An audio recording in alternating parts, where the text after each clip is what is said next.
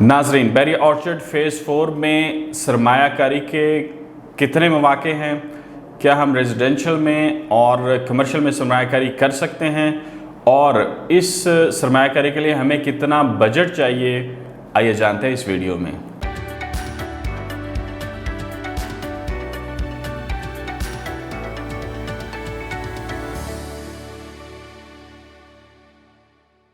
अस्सलाम वालेकुम नाज़रीन, मैं हूं Kalimullah Sajid and you are watching CDB properties YouTube channel.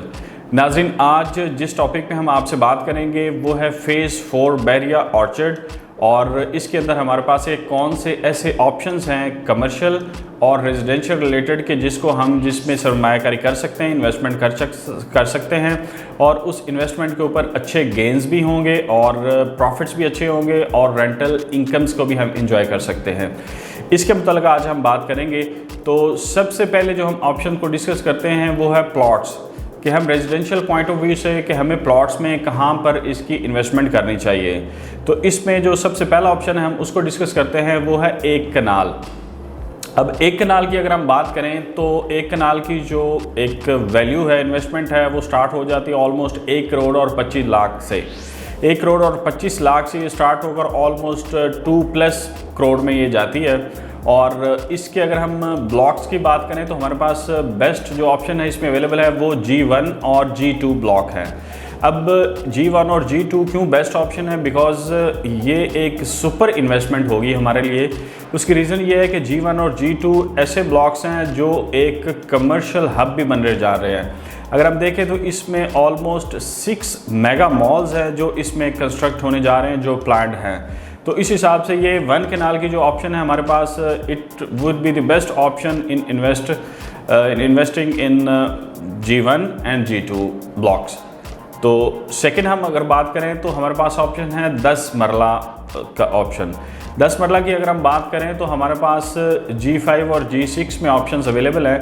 और अगर हम इसकी प्राइसेस की बात करें तो प्राइसेस इसकी 70 से ऑलमोस्ट 85 लाख तक जाती हैं। और ये इतनी इकोनॉमिकल प्राइसेस हैं कि इस वक्त हमें जो है ना इसमें ज़रूर इन्वेस्टमेंट करना चाहिए।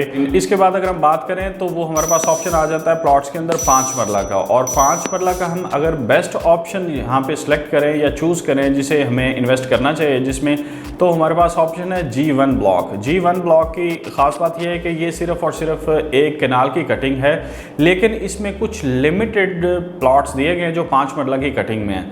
तो इट मीन्स कि एक 1 कनाल की जो है ब्लॉक के अंदर आपको 5 मरला का ऑप्शन मिल रहा है, तो ये इटसेल्फ एक बेहतरीन ऑप्शन होता है इन्वेस्टमेंट का। और अगर हम इसकी प्राइसेस की बात करें तो ये 60 to 62 लाख के दरमियान वेरी करती हैं डिपेंडिंग ऑन द सिचुएशन के हमारे पास पार्क फेसिंग है या कोई अच्छी लोकेशन पे है तो उसकी प्राइस ऑब्वियसली ज़्यादा होती है। इस रेजिडेंशियल ऑप्शन के बाद हम डिस्कस करते हैं अपना सेकंड ऑप्शन जो है कमर्शियल ऑप्शन। कमर्शियल में भी हमारे पास 2 तरह के ऑप्शंस अवेलेबल हैं जिसमें हम इन्वेस्टमेंट कर सकते हैं। और इसमें एक है शॉप्स पे इन्वेस्ट आप कर सकते हैं और सेकंड हमारे पास अपार्टमेंट्स का ऑप्शन भी अवेलेबल है जिस पे हम लोग इन्वेस्ट कर सकते हैं। और अगर हम इसकी बात करें कि हमारे पास G1 और G2 और बैरिया ऑर्चर्ड फ़ेज़ 4 क्यों इंपॉर्टेंट है, तो उसकी इंपॉर्टेंस की एक सबसे बड़ी रीज़न ये है कि ये एक हमारे पास कमर्शियल एक्टिविटी की हब बनने जा रहा है। कैसे कि इसमें ऑलमोस्ट 6 मॉल्स हैं जो इसमें प्लान्ड हैं डिफरेंट डेवलपर्स की तरफ से कि जो इसमें कंस्ट्रक्ट किए जाएंगे।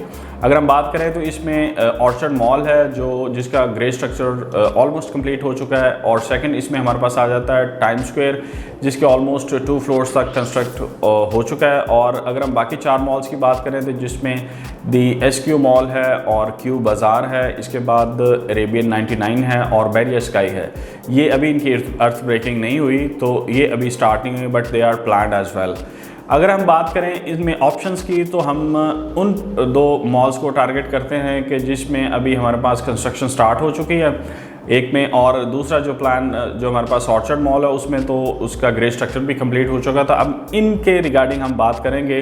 अगर हम टाइम स्क्वायर की बात करें तो इसमें हमारे पास डिफरेंट ऑप्शंस अवेलेबल है। अगर हम शॉप्स की बात करें तो इसकी बेसमेंट में कुछ यूनिट्स अवेलेबल हैं जो लिमिटेड क्वांटिटी रह गई है, वो हम अवेल कर सकते हैं। और अगर हम उसकी प्राइस की बात करें तो आप स्क्रीन पर देख सकते हैं इसका पेमेंट प्लान भी।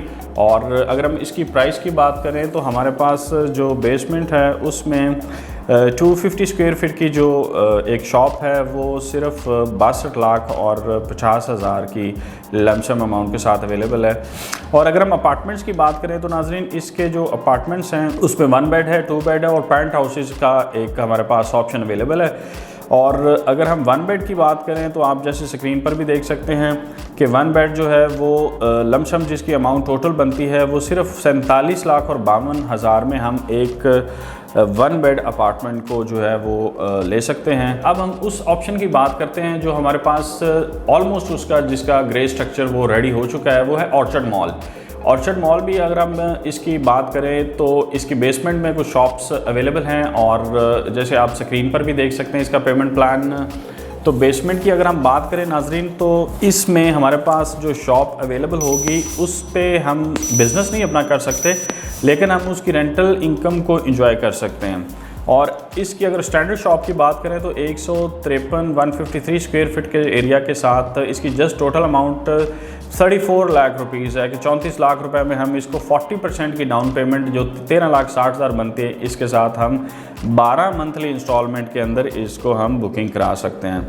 और इसी तरह अगर मैं ग्राउंड की बात करूं तो ग्राउंड पे बहुत ही लिमिटेड ऑप्शंस वो भी चेक किए जा सकते हैं, अगर अवेलेबल हैं तो वो ऑफ़र किए जा सकते हैं। तो अगर हम उसकी बात करें तो स्टैंडर्ड शॉप जो है वो 153 एरिया स्क्वायर फीट के साथ अवेलेबल है 76 लाख रुपीज़, जैसे 76 लाख रुपए में ये टोटल होगी। और अगर हम बात करें फर्स्ट फ्लोर की तो फर्स्ट फ्लोर में भी बड़ी लिमिटेड ऑप्शंस अवेलेबल हैं।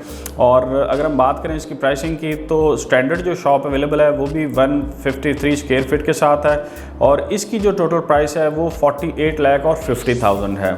जी नाजरीन, अब हम बात करते हैं इसके सेकंड फ्लोर की। सेकंड फ्लोर की अगर हम बात करें तो स्पेसिफिकली एक ऐसा फ्लोर है जिसमें हम एक्सपेक्ट कर रहे हैं कि एक मैक्सिमम कस्टमर वॉक इन होगा। और कस्टमर वॉक इन की बेस जो रीज़न होगी वो ये है कि इनको एक किड्स प्ले एरिया भी इसमें दिया गया है और इसके साथ साथ फूड कोर्ट की एक फैसिलिटी दी गई है इस सेकंड फ्लोर पे, जिसका नाम उन्होंने रखा है किड्स एरिना। इसके अंदर हम एक्सपेक्ट क्यों कर रहे हैं कि मैक्सिमम फुटफॉल होगा, बिकॉज हमारे पास जो बेसमेंट है, ग्राउंड है और अदर जो हमारे पास एक्टिविटीज़ वाले कस्टमर आएंगे, ऑब्वियसली अगर वो फैमिली के साथ हैं तो वो सेकंड फ्लोर पर ज़रूर वॉक इन करेंगे। उसकी रीज़न क्या है कि वहाँ पर किड्स प्लेइंग एरिया है। और अगर हम बात करें कि जो जनरल विदाउट फैमिली लोग आ रहे हैं और शॉपिंग कर रहे हैं तो वो भी इसको अप्रोच करेंगे सेकंड फ्लोर को। रीज़न क्या है कि यहाँ पे एक फूड कोर्ट अवेलेबल है। अगर हम इसकी बात करें कि इसकी प्राइसिंग क्या होगी तो आप स्क्रीन पर भी देख सकते हैं। एक जो मिनिमम इसमें स्क्वायर फीट की शॉप है वो 100 स्क्वायर फीट की शॉप है अवेलेबल है जो सिर्फ 29 लाख रुपए में है। और अगर हम इसकी पेमेंट प्लान की बात करें तो ये सिर्फ 30% डाउन पेमेंट जो 8 लाख और 70,000 के साथ आप बुकिंग करा सकते हैं। इसके बाद हम बात करते हैं थर्ड फ्लोर की। थर्ड फ्लोर को भी ऐसे प्लान किया गया है कि इसको IT मार्केट के नाम से इसका नाम दिया गया है। और अगर हम इसके ऑप्शन की बात करें तो यहाँ पे शॉप्स अवेलेबल हैं और शॉप की अगर हम प्राइस की बात करें तो आप स्क्रीन पर भी देख सकते हैं इसका पेमेंट प्लान।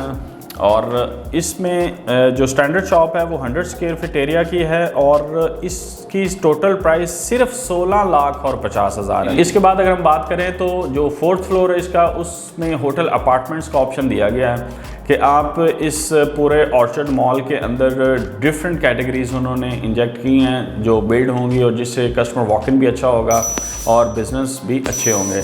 तो फोर्थ फ्लोर पर होटल अपार्टमेंट्स हमारे पास अवेलेबल हैं। और इसके अगर हम पेमेंट प्लान की बात करें तो आप स्क्रीन पर भी देख सकते हैं कि हमारे पास इसमें जो ऑप्शंस अवेलेबल हैं वो स्टूडियो का है और स्टूडियो जस्ट आपका 33 लाख रुपए में स्टूडियो अपार्टमेंट पार्क इसका जो है ना बुक करा सकते हैं। इस सारी डिस्कशन से हमें जो ऑप्शंस हमारे पास अवेलेबल हैं, एक हमने डिस्कस किया रेजिडेंशियल। अगर हमारे पास एक लमसम अमाउंट अवेलेबल है तो हमें रेजिडेंशियल में ज़रूर इन्वेस्टमेंट करना चाहिए। उसकी रीज़न ये है कि अभी चीज़ें ग्रो हो रही हैं, डेवलप हो रही हैं और इस फेज़ में अगर हम इन्वेस्टमेंट करते हैं तो ऑब्वियसली हमें जब ये मॉल्स और ये पार्क्स और ये डेवलपमेंट डन हो जाएगी, कंप्लीट हो जाएगी, तो फिर इसके रेट्स अच्छे हो जाएंगे तो ऑब्वियसली हमें एक अच्छा कैपिटल गेन मिलेगा।